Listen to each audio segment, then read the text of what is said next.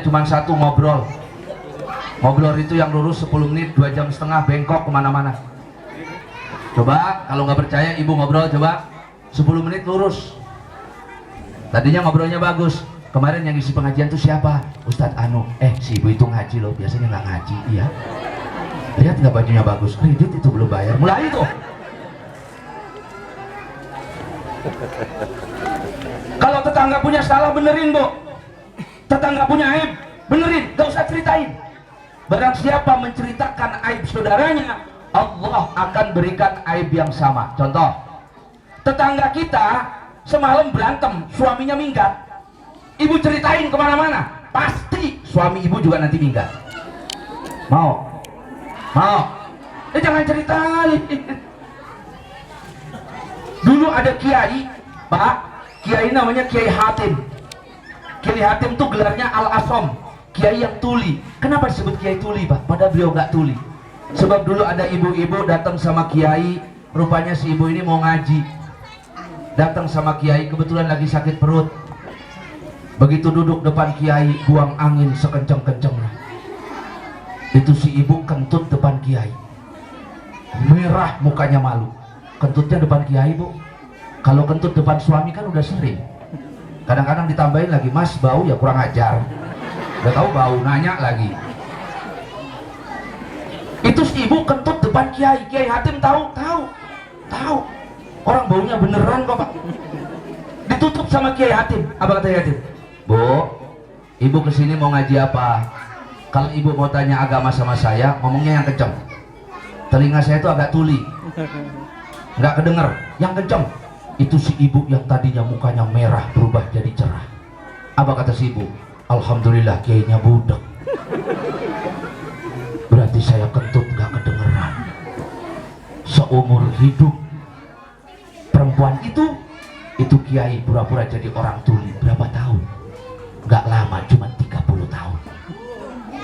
Sampai satu kota disebut orang tuli, kiai tuli, padahal enggak.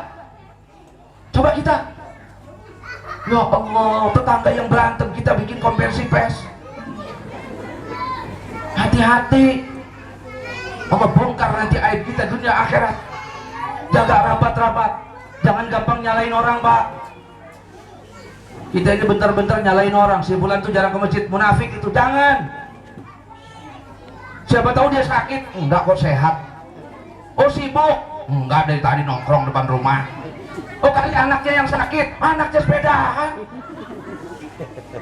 Oh mungkin istrinya sakit, oh dia nongkrong sama istrinya kok.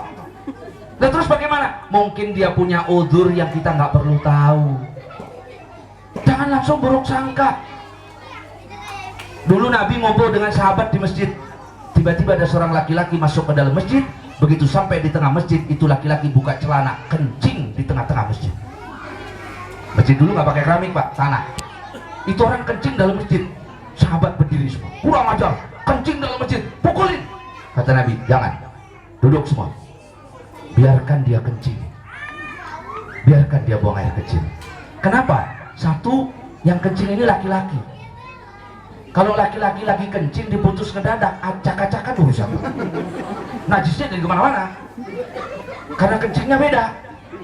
Makanya ibu jangan pengen sama laki-laki, nggak bakal beda, nggak bakal sama, kencingnya aja beda. Coba ibu bisa kencing bikin angka 8, bisa. Yang kedua, kenapa kata Nabi biarkan dia buang air kecil? Sebab kalau lagi buang air kecil diputus ngedadak, penyakit. Selesai buang air kecil dipanggil oleh Nabi, Pak sini Pak. Ya Pak, ini masjid, tempat sholat, tempat baca Quran. Lain kali buang air kecil jangan di dalam masjid, di luar. Ngerti? Ngerti ya Rasulullah. Pulang. Hampir satu orang dipukulin gara-gara salah paham.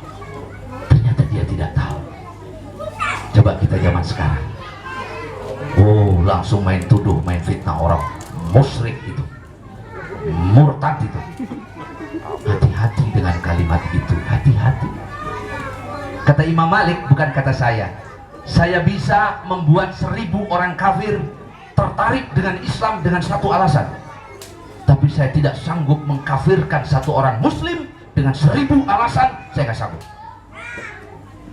Kalau orang kafir ditarik masuk Islam, saya bisa bikin satu alasan membuat mereka tertarik. Tapi kalau orang Islam saya kafirkan 1000 alasan pun saya nggak sanggup. Nah, gampang. Jadi kenapa orang itu naik derajatnya begitu mulia? Sebab dulu di dunia dia senang sama masjid, senang sama musola, senang sholat jamaah. Yang ketiga kata Jibril, ya Rasulullah, apa amalnya orang itu sampai naik derajatnya begitu mulia? Yang ketiga kata Jibril, ya Rasulullah, karena di dunia lam yastasib bali walidayhi, orang itu waktu hidup di dunia gak durhaka sama orang tua.